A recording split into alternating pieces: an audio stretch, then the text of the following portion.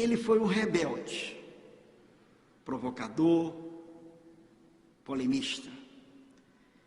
Talvez esse espírito indomável contribuiu para que ele fosse um dos líderes de uma revolução cultural que abalou a República na primeira metade do século XX.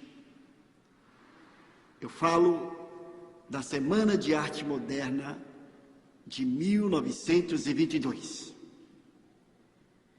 Ele foi o autor do Manifesto Antropófago e do Manifesto da Poesia do Pau-Brasil.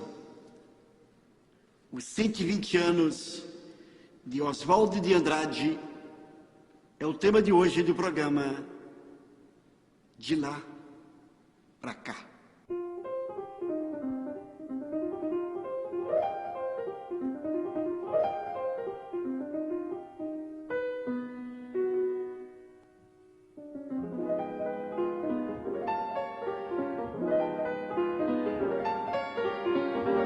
Em 1890, quando Oswaldo de Andrade nasceu, São Paulo tinha 65 mil habitantes e o viaduto do Chá ainda nem existia.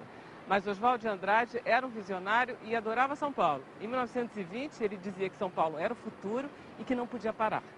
Oswaldo de Andrade vai pagar caro a sua verve, a sua inteligência, a sua ousadia. Ele começa a ser esquecido ainda vivo. De lá para cá, São Paulo não parou e hoje é a cidade mais importante do Brasil e da América do Sul. E Oswaldo de Andrade tem a gratidão de São Paulo, que se reconhece nas páginas das Memórias Sentimentais de João Miramar, em Serafim Ponte Grande e no Perfeito Cozinheiro das Almas desse Mundo.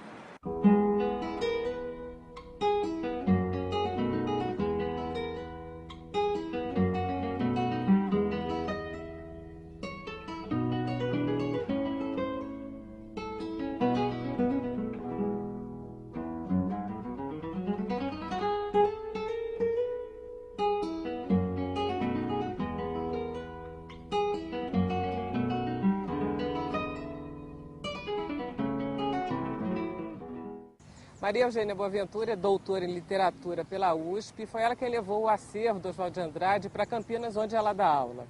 Nós estamos no Parque da Luz, que a Maria Eugênia diz que é um ícone modernista. Maria Eugênia, do que basicamente Oswaldo fala o tempo todo? Olha, o Oswaldo e os modernistas paulistas falavam de São Paulo, sobre São Paulo. Né? Isso que é a obra do Oswaldo. Se você passar, ler o Miramar, ler o Serafim, ler Paulo Cé de Varado, ler o Pau-Brasil, você vai ver que São Paulo é a grande estrela, né? O grande tema. Esse é São Paulo. São Paulo, o progresso de São Paulo, a atualização de São Paulo, a vida urbana em São Paulo, né? Eles têm um grande entusiasmo por São Paulo, um ensimesmamento por São Paulo, né? Um fanismo paulista começa já daquela época, né? São Paulo é o grande tema.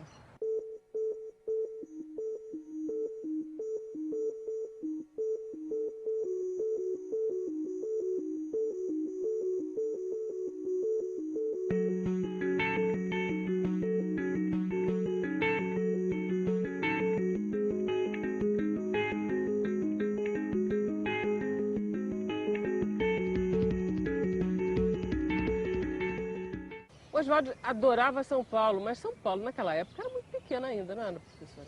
São Paulo São Paulo hoje é o que os modernistas sonharam, né? O que os modernistas planejaram para si. Ou seja, um estado dentro do país, uma nação dentro do país. Esse era o projeto dele, construir uma São Paulo forte, uma São Paulo poderosa, que competisse com o Rio de Janeiro, que era a capital da República e a capital cultural, né? Então eles tinham uma inveja muito grande do Rio, uma inveja entre aspas, né? Mas eles queriam que São Paulo fizesse como o Rio, né? E aí eles tentaram construir várias coisas, né? Escolas, universidade, partidos, né? Tudo isso para o engrandecimento de São Paulo, né? É um projeto, o modernismo não é um projeto literário somente, é um projeto artístico, é um projeto cultural, é um projeto urbano, é um projeto, enfim, é um grande projeto para tornar São Paulo poderosa, né, e atualizada.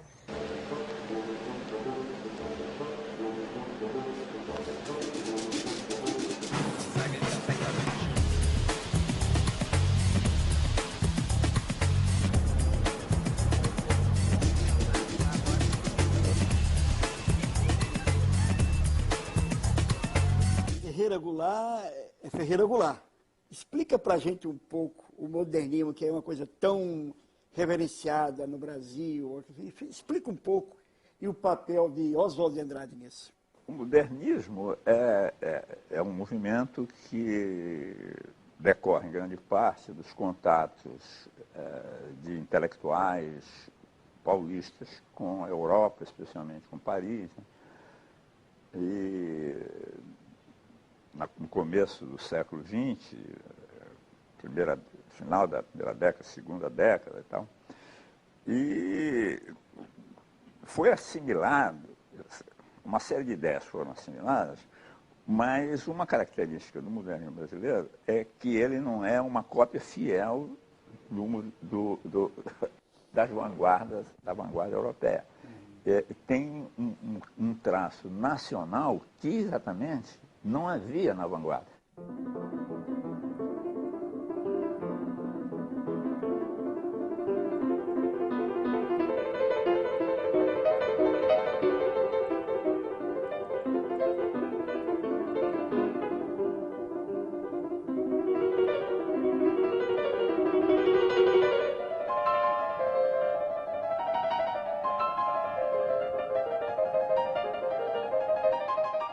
Junto com esse movimento europeu a que eu me referi, das vanguardas, surge também uma linha na Europa, né, da valorização da coisa naif, da coisa primitiva, do selvagem. Entendi. Tá compreendendo? Da coisa que está fora da civilização. Né? Da coisa que está fora da civilização. Entendeu? Então, o movimento, essa tendência brasileira, ela, de um certo modo, ela reflete essa visão que coincide com o interesse dos artistas brasileiros de redescobrir o Brasil.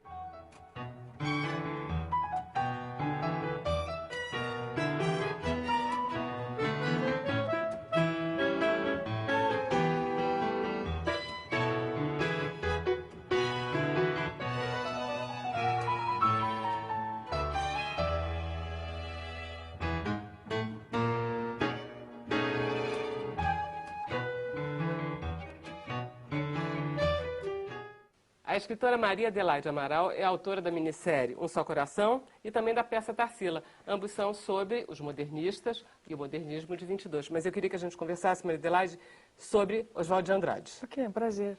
Que personagem você fez dele?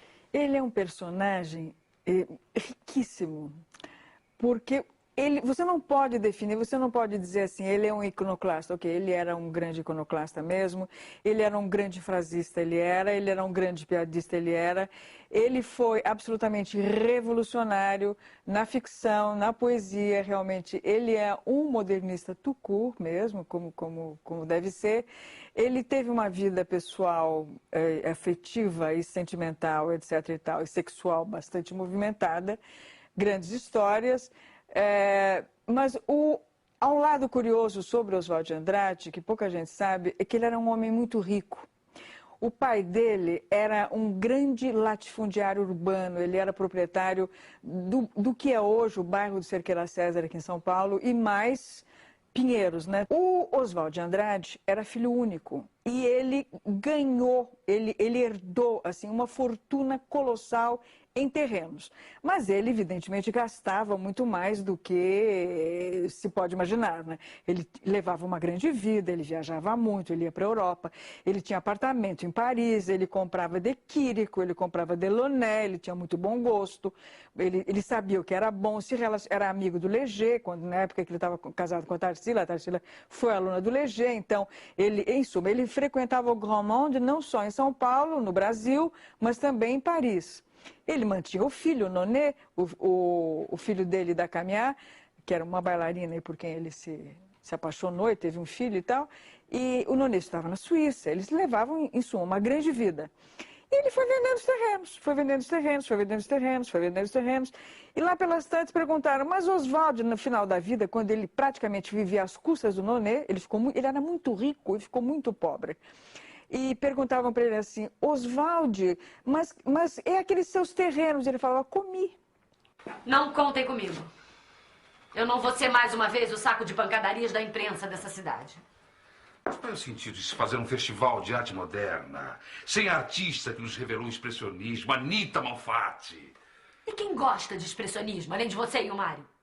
Então vamos sacudir a miopia, vamos sacudir o provincianismo. Eu não quero sacudir mais nada, a única coisa que eu quero é que vocês me deixem sossegada. Olha, uma grande artista como você não precisa de sossego, precisa de efervescência, turbulência para criar. Ele perdia o amigo, mas não perdia a piada. Era o lado mimado dele? Não é, ele sempre foi assim. Talvez, quer dizer, quando você olha para a infância, ele era muito mimado pela mãe mesmo, né? Ele era filho único e muito voluntarioso e sempre teve tudo que ele quis, né? Ele foi muito cedo para a Europa, ele teve todas as facilidades possíveis e imagináveis, mas eu acho que esse gênio dele, quando eu falo de gênio, não estou falando de temperamento, estou falando, ele era genial. Ele era genial. Ele era uma pessoa que pegava as coisas no ar. E um dia alguém pediu para o Oswald para ele dar uma conferência sobre um tema filosófico, que ele só ouviu, pegou o bonde andando. Ele não teve dúvida, ele pegou, subiu ao palco e falou durante 2 horas sobre alguma coisa da qual ele só tinha escutado uma frase, entendeu? Ele era assim, ele pegava no ar, desenvolvia, ele era realmente um showman, um grande frasista, uma inteligência extremamente rápida e ágil e principalmente uma pessoa que não tinha medo de escandalizar, não tinha medo de chocar. Então ele era realmente um grande provocador.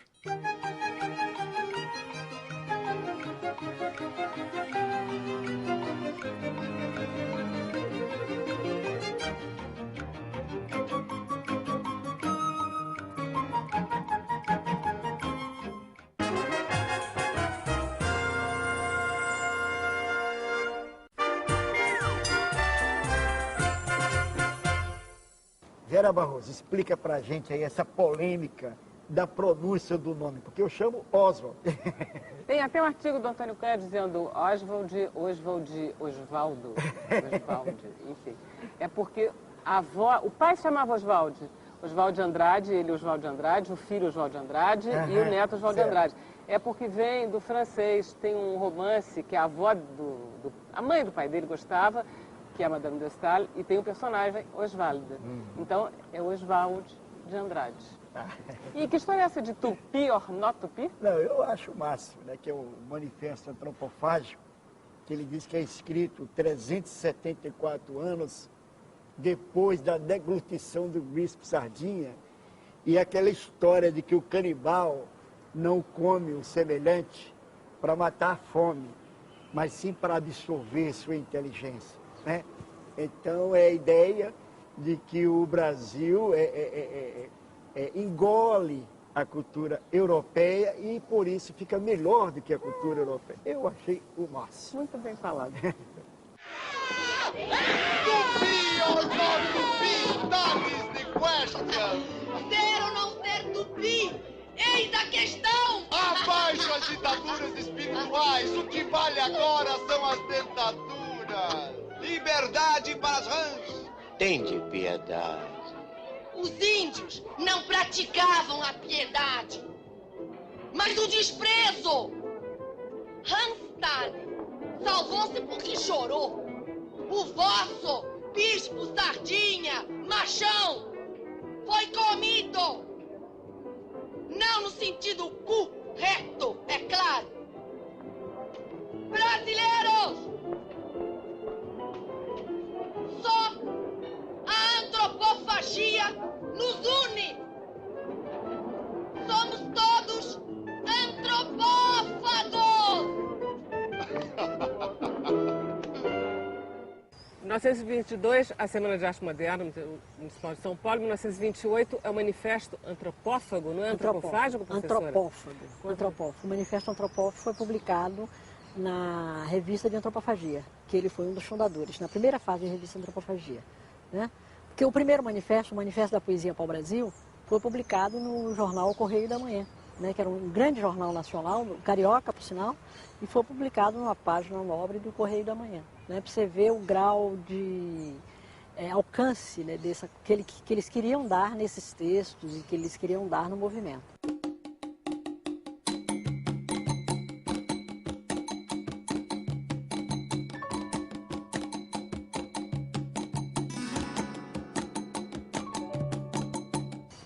Bom, o Manifesto Antropófago é o fundador dessa tendência mais supostamente mais ousada, mais radical, né, do modernismo, que é no final da década de 20. Porque se você pegar o contexto cultural da década de 20 e o modernismo, você vai vendo que ele vai mudando gradativamente, né, à medida que eles vão amadurecendo, à medida que as obras vão saindo, né?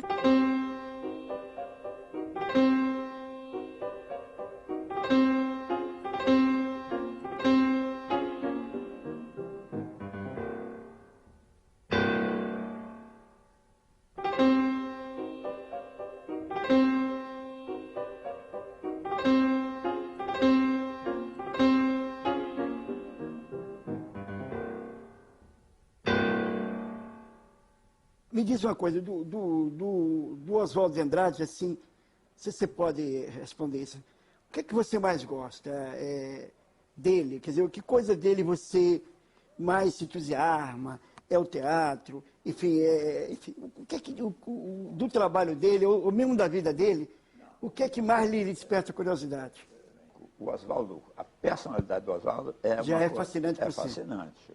Ele é um homem muito original. E de uma grande coragem intelectual. Existe até uma história de que ele ouviu um concerto de Villa-Lobos e quando acabou lá o concerto, conversando com o pessoal, esculhambou Villa-Lobos. Aí o pessoal, pô, mas isso é um absurdo, você está dizendo. Não, o Mário de Andrade, que entende de música, pensa a mesma coisa. O Mário de Andrade soube disso, ficou furioso. Né? Ficou furioso, saiu atrás dele. Para saber que história é essa, cara. E aí encontrou com ele lá num hotel, num lugar que ele estava, onde ele morava, num quarto, sei lá.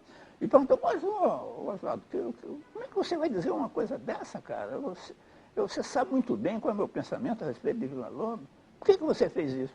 Eu menti, ele falou. Essa é uma coisa mais simples. Eu menti, eu tinha que ganhar a discussão, eu menti, pô. Isso era a cabeça dele. Memórias Sentimentais de João Miramar é a melhor coisa que você já escreveu. Mário, você não sabe a falta que nos fez em Paris, Mário. Eu já disse para todo mundo, Miramar é a obra mais representativa do modernismo brasileiro. Eu adoro esse sujeito. Em relação ao que ele escreveu, ele era tão exigente com os amigos, ele era tão genial assim na obra dele? Ele tem coisas geniais, mas ele tem coisas extremamente equivocadas, na minha opinião. Eu gosto do Serafim, gosto do Miramar, mas gosto do primeiro livro de poemas, mas, por exemplo, Os Condenados é um equívoco. Eu acho assim que a pretensão de vanguarda, ela era superior ao resultado que ele alcançou. Quer dizer, na verdade, ele teorizava melhor eu estou falando em relação a alguns livros. Eu sinto assim que a teoria dele era mais avançada do que aquilo que ele conseguiu realizar como literatura.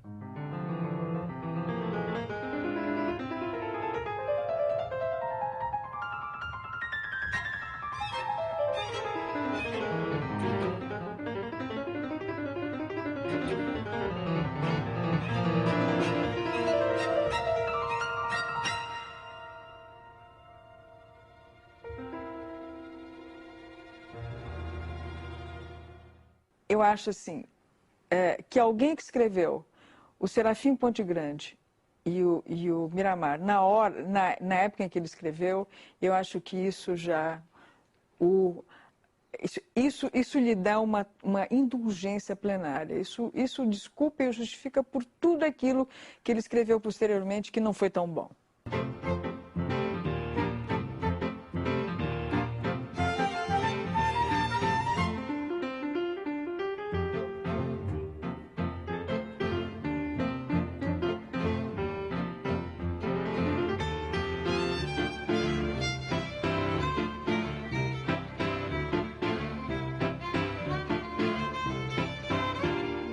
O Oswald era perdulário, namorador.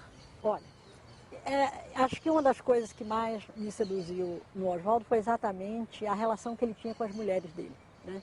Então ele teve várias mulheres, mas essas mulheres para ele tratava como uma deusa, né? Assim foi com a primeira mulher, que foi uma francesa que ele trouxe na viagem para a Europa, com quem ele teve um filho. Né? O primeiro filho é filho dessa francesa, Caminhar, chamava-se Caminhar. Depois teve a Deise, a grande paixão da vida dele, que tem uma morte súbita, né, e tal, morre, e ele casa com ela in extremis, né, ela no leito de morte. Aí vem a Tarsila, né, a grande mulher da vida dele, né, a mais famosa, né.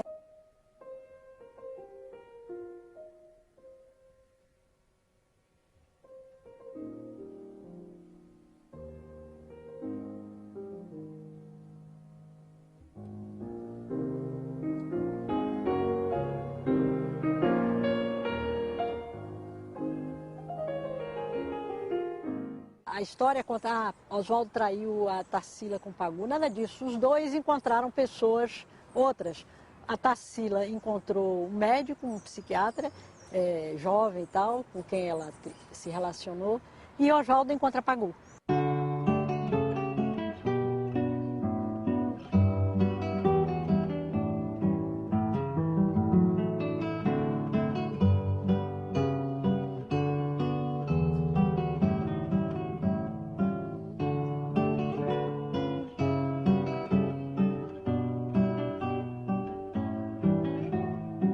O Oswaldo teve 7 ou 8 mulheres, né? Mas as principais seriam essas. Depois da Pagu, né, surge a última mulher da vida dele, que teve um papel importantíssimo, a Maria Antonieta da Alquemin, né, com quem ele também teve 2 filhos. Né? Então foram mulheres importantes, fundamentais na vida dele e com quem ele foi muito feliz com cada uma delas.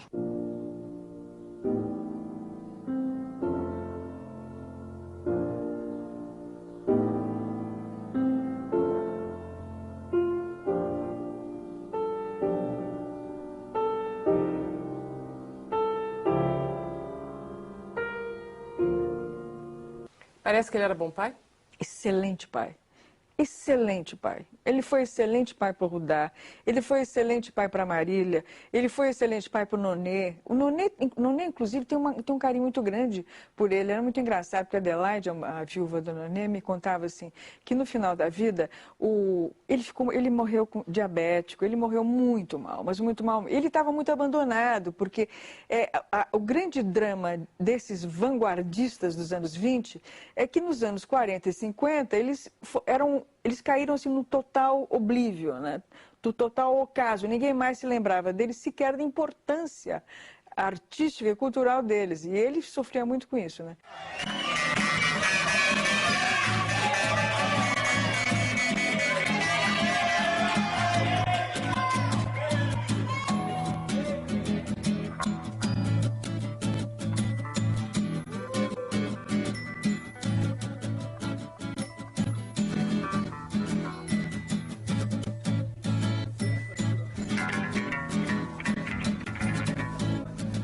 Ele era uma pessoa difícil, devia ser de convívio difícil, devia ser o cão chupando manga. Mas, por outro lado, eu acho que ele devia ser, assim, também uma festa, sabe? Eu sou suspeita para falar porque eu tenho esse carinho muito grande. Eu entendo, eu compreendo, Oswaldo.